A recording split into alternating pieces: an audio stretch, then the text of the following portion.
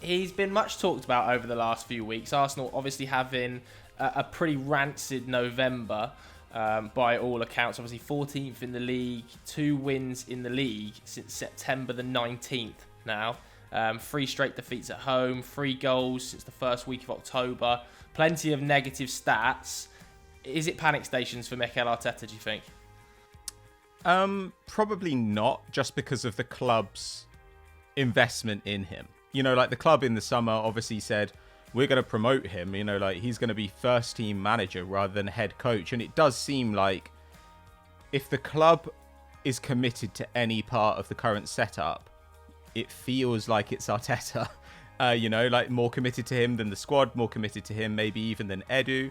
I don't know. I mean, it's pretty bad right now, and he's been quite honest about that, which I suppose is like, you know, a small comfort.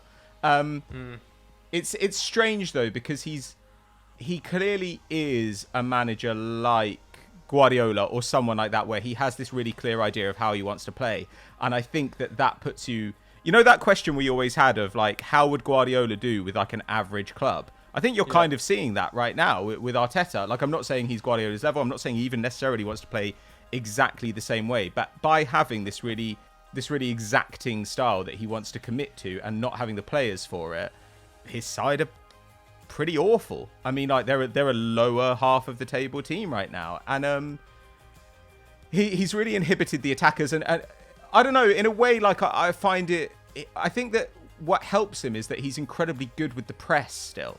You know, like when he speaks about what he's doing, about how the club is working, he's very good at explaining himself, and he's quite good at, you know, talking about the issues in the side and talking about issues with recruitment. And actually, I think that goes quite a long way, because it keeps fans on side. And so long as there's not like huge clamour from the fans for him to be sacked, I think it's easier for the club to keep hold of him. And he said recently, you know, look, we can't press the way I want to, because if we do, we don't have the players yet. And Arsenal did try and press more against Wolves and were a bit more exposed as a result. I kind of would love, if you gave me the choice between replacing like Arteta with, Christ, maybe not Klopp, but maybe like Tuchel or something, or replacing Edu with Rangnick, I would choose replacing Edu with Rangnick. I think that's going to be much better for the long-term health of the club. Yeah, it's an interesting one. I want to come to you actually, Hamster, because I remember back in, I think, late October, we had a bit of a debate on Twitter, and I think you put Arteta as like your sixth best manager in the league. Would you still have him there? Do you think he's being let down by the players, or he's getting it tactically wrong? Trying to throw me under the bus because of his terrible run of form.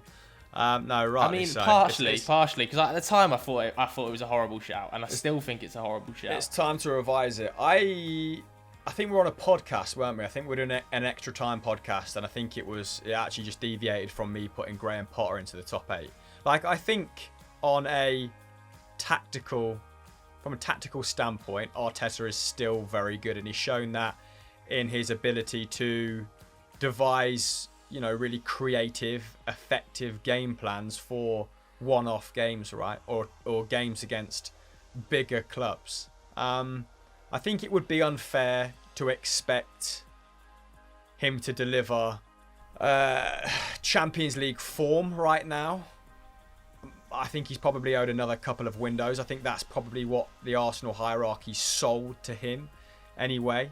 So I don't think there'll be any rush to sack him, because, like Pat said, he went from head coach to manager. I feel like they're on a shared timeline now, rather than, you know, expecting him to deliver X, Y, and Z. I would like to think he's going to develop into a top 6 manager. In fact, I'm pretty bullish on the fact I think he will develop into a top 6 manager. Is he there right now in the Premier League? Perhaps not. Probably still top half. I partially agree with you and partially disagree. I definitely agree with you in the terms I don't think he should be sacked. 100%, I would not sack Mikel Arteta. But tactically, I think he's all over the place at the moment. I don't know what he's trying to produce out of this Arsenal team. I watch Arsenal play games, and I could not, for the life of you, tell what type of system they're trying to play. Because even if it is this sort of more solid defensive side that is going to play with 2 DMs and sit quite deep, and maybe at times it's going to be 3 at the back, then I'm expecting at least sort of some sort of counter-attacking tactic, that is going to fly forward when they get the chance. But when I watch them, it's just like they're not even trying to do that. It's almost like they're parking the bus back there, and the outlet is Aubameyang, and he's so isolated by himself up there, he's just losing the ball again. So I don't understand what the tactic is. If it is to defend with this many numbers, then there has to be a better option going forward. And if it shouldn't, in my opinion, be to defend with this many numbers, then there needs to be a more progressive style of play at Arsenal, at least a visible way of scoring goals. Because at the moment, I do not see any way that Arsenal score 2 or 3 goals a game. It doesn't against anyone, not even against Man City and Liverpool. I'm talking against sort of like Aston Villa. I don't see where the goals come from. When they lost, was it 3-1 or 3-0 at home? I couldn't have told you where Arsenal were going to score a goal from. And that is a massive issue for Mikel Arteta. And I know that he doesn't necessarily have the assets going forward, but to not get at least some production out of a forward line that contains Aubameyang, Lacazette, Willian, Saka is a massive worry for me. Yeah, I think it's quite easy to beat up on them now, though, isn't it? And I do sympathise with Arteta in the sense that I think Pat intimated at it there. The structure of the club has changed pretty dramatically in the last 6 months to a year, so that's going to have ramifications. Like we saw it. It is, but they've won 2 games in the league since September. Yeah, Pochettino's Spurs were a bit of a mess in their first full season, as were Pep Guardiola's Manchester City, Jurgen Klopp's Liverpool. I remember after 50 plus games, him having an identical record to Jurgen Klopp, and people, gleefully highlighting as much.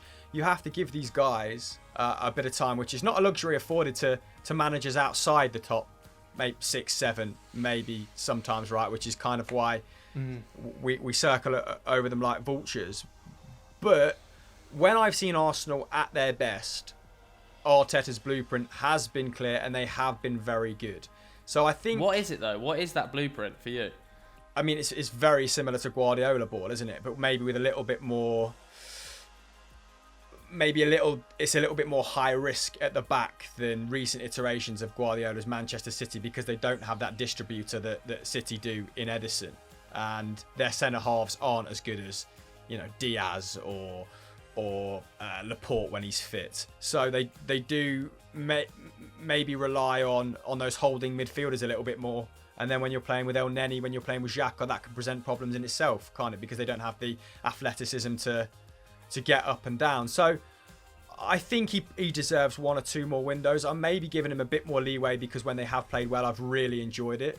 But yeah, it has been, painful in recent weeks. I've not really got any skin in the game, so I'll whichever way it goes, I'll ultimately enjoy. Yeah, I totally agree, though. I don't think he should be sacked. Pat, how long would you give Mikel Arteta if this vein of form continues before... I know that you were talking about moving Edu on and getting a different sporting director, but the man that ends up paying the price is the manager, right? So how long would you give him if this vein of form continues? It really depends what sort of progress you start to see. Like if Partey comes back into the side and Arsenal sign a creative midfielder and they're pressing more, I don't necessarily care that much about the results, so long as I'm seeing progress on the pitch. Yeah. So it's extremely difficult to say. It depends how clear that progress is and whether I can see Arteta building towards something or just steadily getting more and more confused. So I in a way, I don't really find it easy to put a time limit on it. But I suppose it depends who's available as well. Like, if Tuchel ends up, say, leaving PSG at the end of the season and you've made no progress, then I would... If there's no progress at the end of the season, I think Arteta would have to be sacked. I'm not sure they would sack him, but they'd have to sack him, and they should definitely sack Edu as well. But I probably wouldn't sack him before that, just because I think Arsenal aren't going anywhere this season. Like, you're not saving the season unless you're in a genuine relegation battle. So, like... I don't see really the point. You might as well give him the whole season and see how it goes. Pat, always kind of boils down to, like, it's it's like a seminal moment for Arsenal as to whether they, stick with someone and opt for stability or keep churning, through managers in the hope that one of them is going to be their salvation. I would tend to go for the stability option because it feels like you've tried everything else already. I mean, we've only gone through one manager. I mean, it's to me, the stability should come from a director of football. Like, the director of football should be buying players who fit the way that the club wants to play overall. And I think it's okay to cycle through managers to find the right guy when you know that you've got the right structure behind them. The problem is Arsenal are still looking for a manager to come in and give them that structure, like Wenger. So from that point of view, I agree with you. Like, if your manager is the only thing providing stability, then yeah, you kind of have to stay with a manager and you can't afford to just, cut them and move on to the next guy. But I don't think that is a good way for them to be running it long term. I think their attitude should be, there's a person in charge with a vision for how we recruit and a broad vision of how we play. And within that, we can try different coaching styles. That to me is a much more sensible way for Arsenal, for a club of Arsenal's means. Because Arsenal are a rich club. Like, within Europe, Arsenal are extremely rich. But relative to the very top clubs, like, Arsenal are clearly at least one step below. So they need to be smart about how they hire, and that is by far and away the biggest issue right now. So it kind of depends what they're going to do. I think the stability thing here is essentially covering up the fact that they have really, really ruined their corporate structure overall, I guess.